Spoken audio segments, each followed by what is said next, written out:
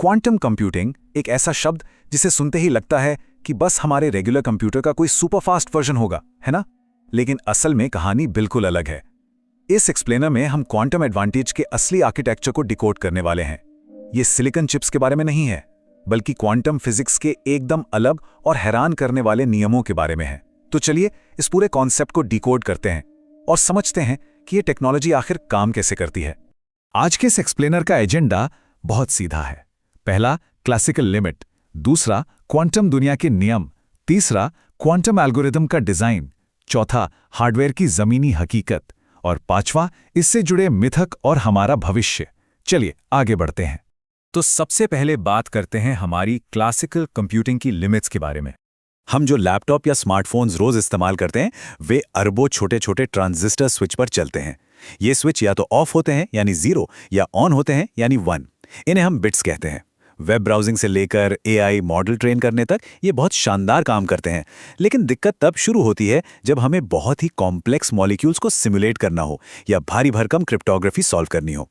यहाँ classical systems के पसीने छूट जाते हैं, क्योंकि पॉसिबल कॉम्बिनेशंस बहुत ज्यादा हो जाते हैं। और ठीक यही एंट्री होती है क्यूबिट की।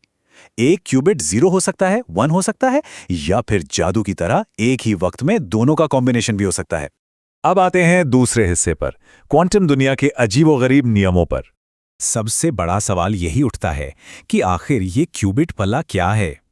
नॉर्मल बिट्स से अलग क्यूबिट क्वांटम इंफॉर्मेशन की सबसे बेसिक यूनिट है। इसे इलेक्ट्रॉन या फोटॉन जैसे असली क्वांटम पार्टिकल से बनाया जाता है। और सबसे मजेदार बात, ये एक ही समय में कई स्टेट्स में मौजूद रह सकता है, जिसे मैथमेटिक्स की भाषा में प्रोबेबिलिटी एम्पलीट्यूड्स कहा जाता है। सुनने में ये किसी साइंस फिक्शन जैसा लगता है, पर यह एकदम सच है। और इसी खूबी को सुपरपोजिशन कहते हैं। इसे समझने के लिए एक सिक्के का उदाहरण लेते हैं। एक क्लासिकल बिट उस सिक्के की तरह है जो टेबल पर रखा है, या तो हेड्स होगा या फिर टेल्स। लेकिन एक क्यूबिट हवा में घूमते हुए सिक्के की तरह है, जब तक वो नीचे गिर नहीं जाता। यानी जब तक हम उसे मेजर या माप नहीं लेते, वो एक ही समय में हेड्स और टेल्स दोनों का कॉम्बिनेशन है। और ध्यान रखने वाली बात यह है कि ये सिर्फ कोई छुपी हुई इंफॉर्मेशन नहीं है, बल्कि फिजिक्स और मैथ्स के हिसाब से पूरी तरह रियल है। अब जरा इस नंबर 300 पर गौर करते हैं। क्वांटम कंप्यूटिंग की असली ताकत इसी से समझ आती है। सिर्फ 300 क्यूबिट्स एक साथ इतने सारे कॉम्बिनेशंस को दर्शा सकते हैं, जो हमारे देखने योग्य पूरे ब्रह्मांड में मौजूद परमाणुओं यानी एटम्स की कुल संख्या से भी ज्यादा है। जी हां, ब्रह्मांड के सारे एटम से भी ज्यादा। यह स्किल इतना विशाल है कि हम इसकी कल्पना भी ठीक से नहीं कर सकते, और यही क्वांटम पावर का सबसे बड़ा सोर्स है। क्वांटम दुनिया का एक और जादुई नियम है एंटेंगलमेंट या उलझाव। ये दो पार्टिकल्स के बीच का एक ऐसा कनेक्शन है जहां अगर हम एक पार्टिकल को चेक करते हैं तो दूसरे का स्टेट तुरंत अपने आप तय हो जाता है, भले ही वो दोनों ब्रह्मांड के दो अलग अलग कोनों में क्यों ना हो। मजेदार बात यह है कि अल्बर्ट आइंस्टाइन को यह आइडिया बिल्कुल पसंद नहीं था, लेकिन आज इसी सिद्धांत की वजह से क्वांटम टेलीपोर्टेशन और नेक्स्ट लेवल की सिक्योर क्रिप्टोग्राफी मुमकिन हो पा रही है। तीसरा और बहुत ही क्रूशियल नियम है क्वांटम इंटरफेरेंस। इसे पानी की लहरों की तरह समझते हैं, जो आपस में टकराती हैं।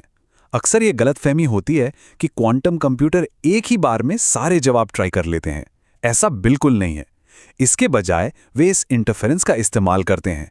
इसके जरिए गलत जवाबों की प्रोबेबिलिटी एक दूसरे को कैंसिल आउट कर देती है, और जो सही जवाब होता है वो एम्पलीफाई होकर बड़ा हो जाता है, बिल्कुल किसी परफेक्ट वेव की तरह। चलिए अब तीसरे भाग की ओर बढ़ते हैं, क्वांटम एल्गोरिदम डिजाइन करना।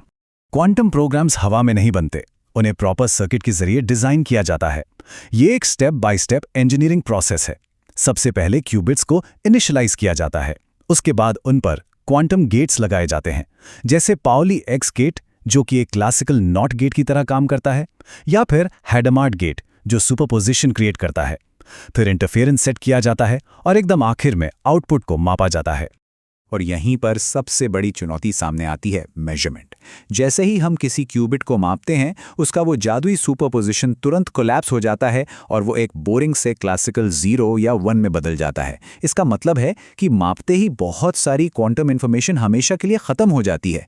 इसीलिए क्वांटम प्रोग्रामिंग इतनी मुश्किल है।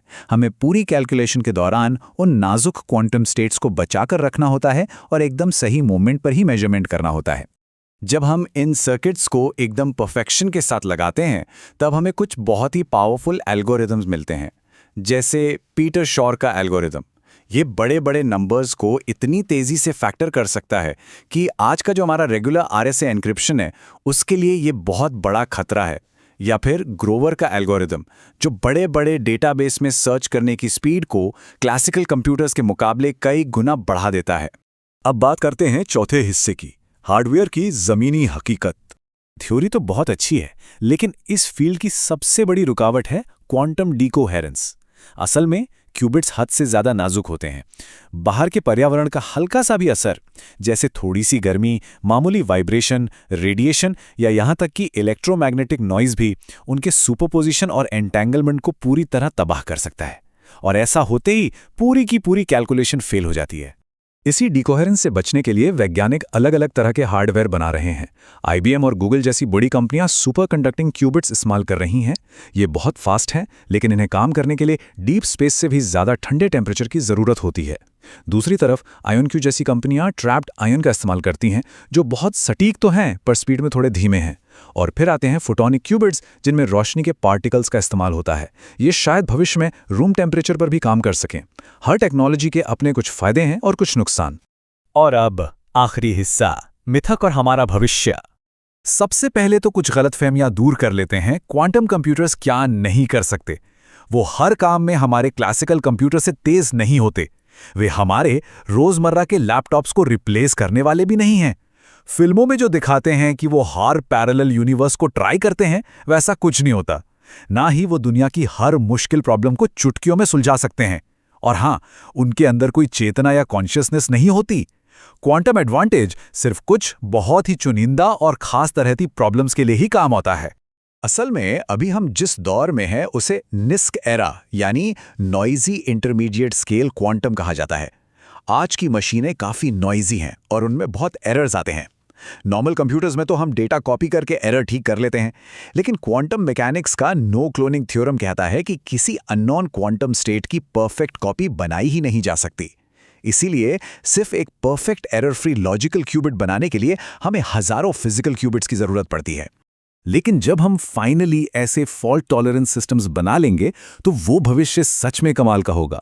जरा सोच कर देखिए, हम एकदम सटीक प्रोटीन सिमुलेशन करके कैंसर जैसी बीमारियों की दवाएं खोज पाएंगे, लॉजिस्टिक्स और सप्लाई चेन को पूरी तरह ऑप्टिमाइज कर पाएंगे, ज्यादा बेहतर बैटरियां, एडवांस्ड फर्टिलाइजर बनेंगे और यहां तक कि आर्टिफिशियल इंटेलिजेंस एक बिल्कुल नए लेवल पे पहुंच जाएगा। और हाँ, आज के डेटा को सिक्योर रखने के लिए हम अभी से पोस्ट क्वांटम क्रिप्टोग्राफी पर भी काम कर रहे हैं। जाते जाते एक बहुत ही गहरी बात सोचने लायक है। क्वांटम कंप्यूटिंग इसलिए काम करती है क्योंकि हमारी प्रकृति, हमारा नेचर खुद सबसे बेसिक लेवल पर क्वांटम मैकेनिक्स के नियमों पर ही चलता है। तो क्या इन मशीनों को बनाकर हम आखिरकार अपने ब्रह्मांड की असली मातृभाषा बोलना सीख रहे हैं? ये सिर्फ कुछ कैलकुलेशंस का खेल नहीं है, बल्कि हमारी रियलिटी के सबसे गहरे रहस्यों को समझने का एक तरीका है। इस एक्सप्लेनर में हमारे साथ जुड़ने के लिए शुक्रिया। क्वांटम की दुनिया बहुत बड़ी है और हम तो बस अभी इसके किनारे पे ही खड़े हैं।